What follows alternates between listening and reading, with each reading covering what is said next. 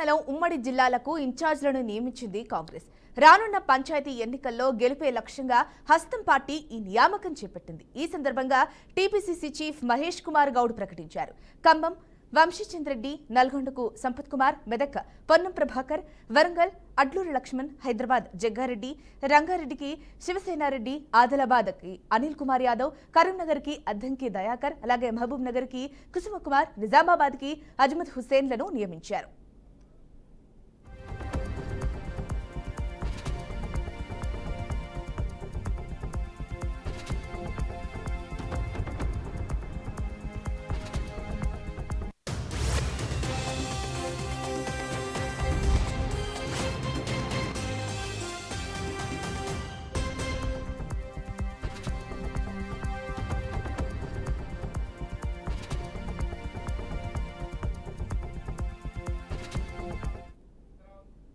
తెలంగాణలో ఉమ్మడి జిల్లాలకు ఇన్ఛార్జ్లను నియమించింది కాంగ్రెస్. రానున్న పంచాయతీ ఎన్నికల్లో గెలుపే లక్ష్యంగా హస్తం పార్టీ ఈ నియామకం చేపట్టింది. ఈ సందర్భంగా టీపీసీసీ చీఫ్ మహేష్ కుమార్ గౌడ్ ప్రకటించారు. ఖమ్మంకి వంశీచంద్రెడ్డి, నల్గొండ సంపత్ కుమార్, అలాగే మెదక్గాను పొన్నం ప్రభాకర్, వరంగల్కు అడ్లూరు లక్ష్మణ్, హైదరాబాద్కి జగ్గారెడ్డి, రంగారెడ్డికి శివసేనారెడ్డి, ఆదిలాబాద్కి అనిల్ కుమార్ యాదవ్, కరీంనగర్కి అద్దంకి దయాకర్, మహబూబ్ నగర్కు కుసుమ కుమార్, నిజామాబాద్గాను అజ్మద్ హుసేన్లను నియమించారు. ఇదే అంశానికి సంబంధించి మరింత సమాచారం మా ప్రతినిధి సాల్మన్ అందిస్తారు. చెప్పండి Salmon. Thank you Jhansi. Telangana రాష్ట్రంలో రాజకీయ సమీకరణలు అయితే పెద్ద ఎత్తున మారుతున్నాయని చెప్పుకోవచ్చు.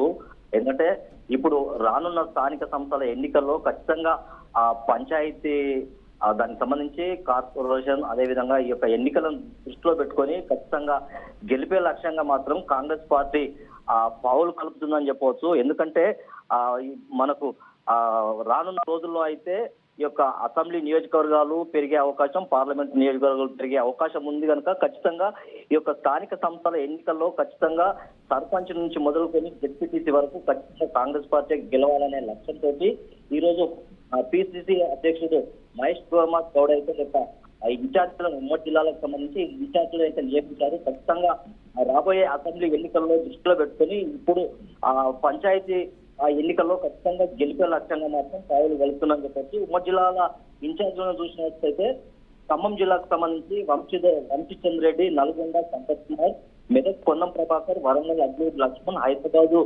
జగ్గారెడ్డి, రంగారెడ్డి జిల్లాకు శివసేనారెడ్డి, ఆదిలాబాద్ అనిల్ కుమార్ యాదవ్, కరీంనగర్ అద్దంకి దయాకర్, మహబూబ్ నగర్ కుమార్, నిజామాబాద్ అజ్మద్ హుస్సేన్ అయితే నియమించారు. ఖచ్చితంగా కాంగ్రెస్ పార్టీ గెలిపే లక్ష్యంగా ఈ యొక్క ఇన్ఛార్జీలను అయితే నియమించారు. ఎందుకంటే అసెంబ్లీ నియోజకవర్గాలు పెరిగే అవకాశం ఉంది.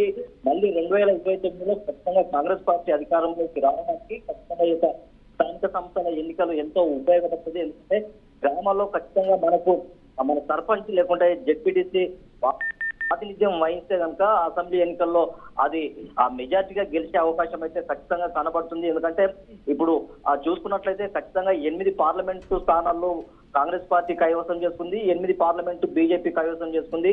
ఖచ్చితంగా ఎవరికి వారే ఈ యొక్క గెలిచే అవకాశాలను అయితే రాజకీయ పార్టీలు అయితే ఇప్పటికే గ్రౌండ్ వర్క్ చేసుకుంటున్నారు. కాంగ్రెస్ పార్టీ కూడా ఒక మాట చెప్పాలంటే కాంగ్రెస్ పార్టీ ముందుగా ఇది ఖచ్చితంగా గెలిపే లక్ష్యంగా అయితే ఒక అడుగు ముందుకేసిందని చెప్పుకోవచ్చు. ఎందుకంటే అధికారంలో ఉన్న పార్టీ అనేక సంక్షేమ పథకాలు అందించే పార్టీ. ఇది ఖచ్చితంగా ప్రజలకు తెలియజేసేందుకైతే ఈ యొక్క ఇన్ఛార్జ్లను కూడా నియమించింది. ఎందుకంటే సీఎం రేవంత్ రెడ్డి లేకుంటే రాష్ట్ర వ్యవహారాల ఇన్ఛార్జ్ మీనాక్షి నటరాజన్, పిసిసి అధ్యక్షుడు మహేష్ కుమార్ గౌడ్ ఖచ్చితంగా ఈ యొక్క స్థానిక సంస్థల్లో ఖచ్చితంగా మన గెలిపే లక్ష్యంగా ఖచ్చితంగా ఎట్టి పరిస్థితుల్లో గెలిపే లక్ష్యంగా మాత్రం వీళ్ళు పావులు కలుపుతున్నారు.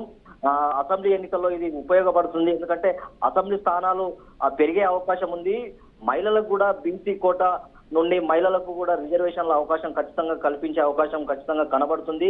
ఎందుకంటే ఈ యొక్క స్థానిక సంస్థల్లో ఖచ్చితంగా భారీ మెజార్టీతోనైతే గెలిపించి ఆ జెడ్పీటీసీ అవి కైవసం చేసుకునేందుకు మాత్రం కాంగ్రెస్ పార్టీ పావులు కలిపే విధానంలోనే ఈ యొక్క జిల్లాలకు ఉమ్మడి జిల్లాలకు సంబంధించి ఇన్ఛార్జీలను అయితే నియమించింది. Thank you salmon.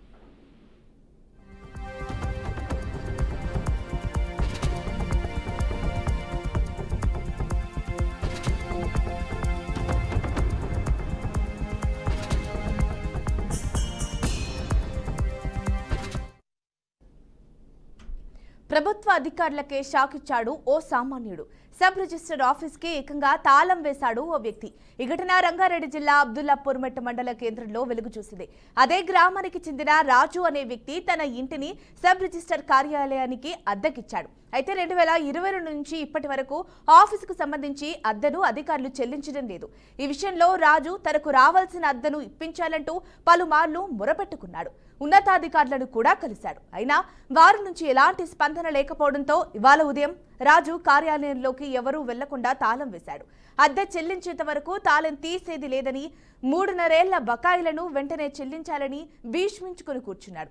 అయితే సబ్ రిజిస్టర్ ఆఫీస్ కు తాళం వేయడంతో ఆయా రిజిస్ట్రేషన్లకు ఇవాళ స్లాట్ బుక్ చేసుకున్న జనం ఆఫీసు బయటే నిలబడి పడిగాపులు కాస్తున్నారు. అయినా కార్యాలయానికి ఇల్లు తీసుకొని అద్దె చెల్లించకపోవడం ఏంటని అధికారులపై పలువురు మండిపడుతున్నారు.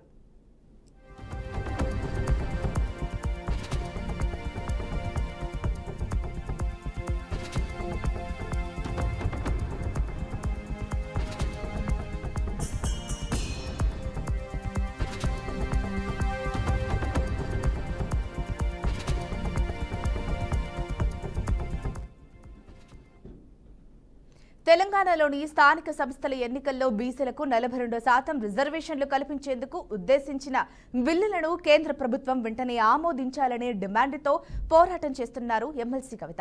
ఎమ్మెల్సీ కవిత పోరాటాన్ని మరింత ఉధృతం చేయాలని నిర్ణయించారు. ఈ మేరకు ఆమె రేపు ఢిల్లీకి వెళ్లనున్నారు. అక్కడ పలువురు జాతీయ నేతలతో భేటీ అయిన అనంతరం హస్తన వేదికగా సమావేశం నిర్వహించబోతున్నట్లు తెలుస్తోంది. బీసీ బిల్లు తీసుకురావాలని కేంద్రంపై ఒత్తిడి తెచ్చేందుకు జులై 17న జాగృతి ఆధ్వర్యంలో రైలు రోకో చేపడుతున్నారు. ఈ విషయంలో మద్దతు కోసం కవిత ఇప్పటికే పలు పార్టీలు, సంస్థల అగ్ర నాయకులను కలిసి మద్దతు కూడుకడుతున్నారు. ఈ క్రమంలో రేపు ఢిల్లీ పర్యటన ఆసక్తిగా మారింది.